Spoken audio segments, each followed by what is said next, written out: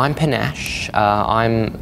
the producer and one of the stars in Drag down at the Metcalfe Theatre, showcasing from the 4th to the 9th of October.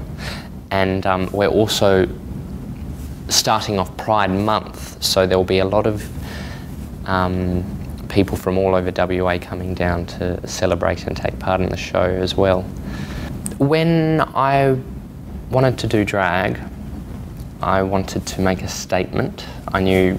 sort of it wasn't a hobby I wanted to do, it was something I wanted to pursue, so I thought I had to come up with a name that would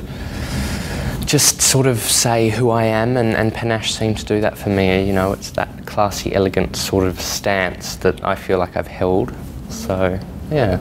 Drag in a lot of people's eyes is sort of a club performance where people can have a few drinks and watch the show and be very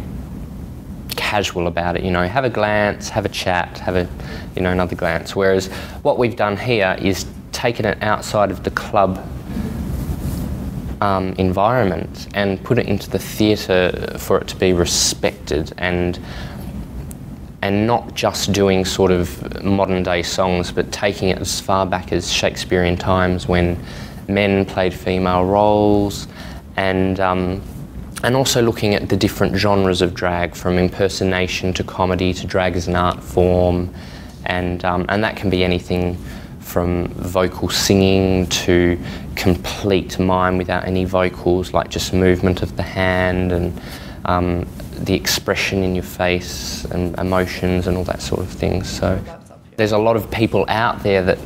aren't exposed to drag or have this mindset of what it is, and this show says to them not only what it is, but what it can be and where it can go and where it has been, because we also take it back in history and show people that this is where it's come from, this is how it originated, and sort of we take them on a narrated story through where it has been and how it's come to be today and what people play with and toy with. Well, I started off as early as when I was a young boy. I actually saw a film called The Birdcage, and although I didn't really think I was going to be doing drag at that time, I saw the performers and I was like, wow, I must have been 12, and I was like, people do that? People get on stage as a female and in heels and run about, and I just fell in love with the idea. And then much, much later, when I went to a club and saw my first drag performance, I just basically stopped in awe of this performer. And it wasn't a modern day song, it wasn't a huge colourful performance piece, it was just a tiny ballad of one queen just standing on a podium, not even moving her feet, just expressing emotion, and she really made me feel these emotions that just came out of what I was feeling. And I sat there and I thought, that is something I would love to do, to be able to touch people's emotions and bring out feelings in them, and either make them smile or maybe make them cry, or something that I could know I did that, you know. And then it was a matter of just getting my first dress at an op shop, which was very embarrassing for me at the time, but now it's just nothing, it's off the shoulder, it's something I do all the time. And then I slowly got into some amateur nights and entered a competition, and 4 years later, here I am, starting a production show that's touring now. When I really got into doing drag, I noticed that it wasn't really taken seriously, you know. It was more something people in the environment it was in would either laugh at or just sort of look at and think, oh, that's cool, but it wasn't taken seriously. And the thing people don't understand is a lot of work goes into getting up there for those 3 minutes at 1 AM in the morning. You know, you restructure your face, you apply makeup, you change everything, you some people put as much as 10 layers of stockings on, and there's a whole lot of things that go into that, as well as rehearsing and learning lyrics, and not only just dancing and performing to the song, but also becoming that performer for that moment and going through the same emotions that performer went through. So I thought, this has to be told, you know, people have to understand what goes into it. So I thought, how could I do that? And it was when I was doing a internship down at the Blue Room Theatre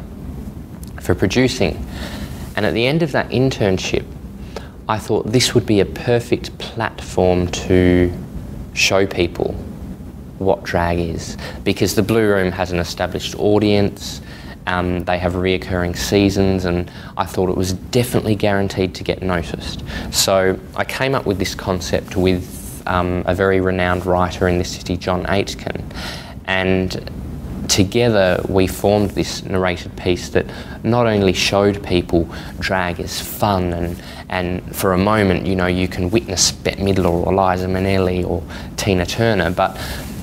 you can also see that by sitting there without the drink, without the friends, without the club music, just sitting in a dark room and watching the show, you can take in every emotion and every movement. And it worked. By doing that at the Blue Room, I had people come up to me after, for example, there's one number I do in the show by Liza Minnelli called It Was a Good Time, and that was in her concert, Liza with a Z. And it's a very emotional piece about her love life and her children, and how her husband left them. And I had a lady come up to me one night who said, when you performed that piece, I was just so moved, you know, and so much so that she actually called my company later this year and asked if I would perform that exact number at her 40th birthday. And it's that type of acknowledgement and recognition that drives you to continue. And now that we're at the Metcalfe Playhouse, I'm actually able to open up and explore that a lot more, because the Blue Room's, you know, a sort of a smaller theatre. Now we're going to this larger theatre, and we've changed it to be a two-part show, so we've got an interval, and we've added just a few more things in to open the show and sort of expanded on some of the stories, because we do go into not only the performance spectrum of drag, but also what lies underneath the wigs and the makeup and the lashes. So we'll be expanding and telling people why we do it, how we got into it, and what drag is.